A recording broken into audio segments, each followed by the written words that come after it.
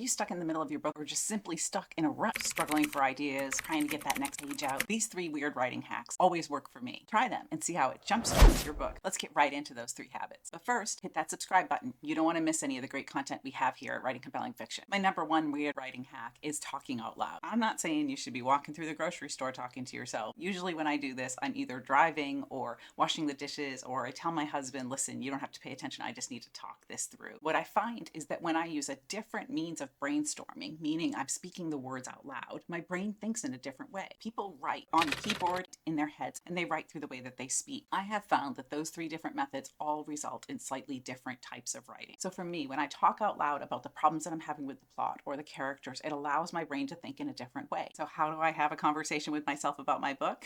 I ask myself a few different questions. What is the least expected thing that could happen next? How is the character getting himself or herself into trouble? And you know my number 1 question if you've been watching this channel, what was the impact of what just happened? Those questions help my brain think in a new direction, which then will give me new ideas. Now, if I still don't have any ideas, I will talk out loud about the entire plot. I will take it from the beginning to the end. And when I start having that conversation with myself, I start realizing things that I've left out or I forgot. So if I'm talking about a character, let's say, that's running away from her life, and I start talking about why, then I start realizing, oh, there's this reason. And oh yeah, she had that fight with her sister. And oh yeah, there's this mystery in the family that we need to solve. It's kind of like when you talk about a movie or a book with somebody else and you realize all these things that you loved about it that you didn't think of at the time. Try talking out loud to yourself. Go take a long drive, take a shower, do the dishes, whatever mindless task allows your brain to cook this story while you're talking to yourself about it. Also consider changing locations. I don't know about you, but I work really well with peer pressure. So I will go to a Starbucks or a library or something else and set up my laptop and start writing there. Not just because I want the really expensive cookie and coffee,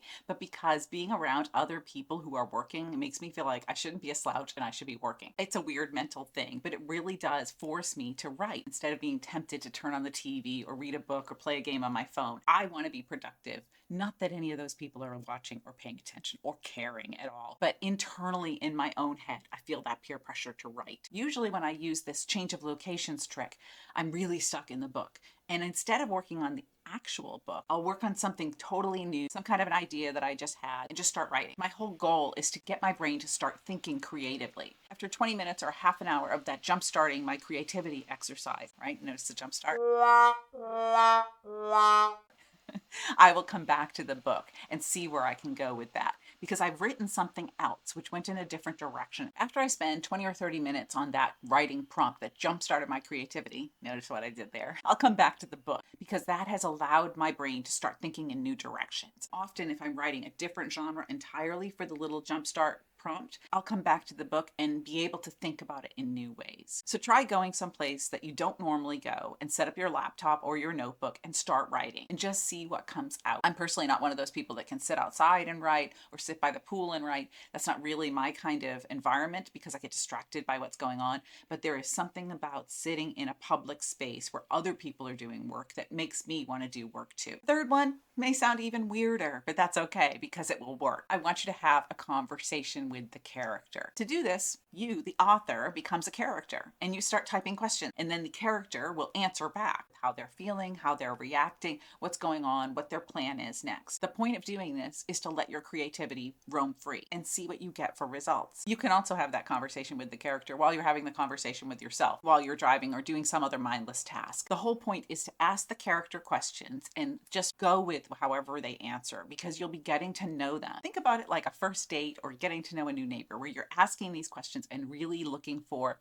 what is going on inside this person. You can ask your character a bunch of different questions like, what is your best childhood memory? What is your worst childhood memory? What do you wish for the future? What is the worst thing that ever happened to you? What is the best thing that ever happened to you? Dr. Phil talks about everybody having 10 pivotal moments in their life. And that's one of the things I really like to ask my character. What are some of the pivotal moments in your life? Because those will inform the different reactions, insecurities, fears, anxieties, all of those things that fuel your character. And when you know what fuels your character, you know how that character will react and you know how that character will make things things worse. I created a character master plan workbook that you can download for free, and look for my character video series, because that will give you all of those basic questions that you need to ask to really develop the character. So tell me, what weird writing habits do you have and how do they work for you? If you have a question, just drop it in the comments because I'd love to answer it and make it one of my next videos. In the meantime, don't forget to subscribe because I've got a lot more content planned for you. So click that button and I will see you on the other side of the page.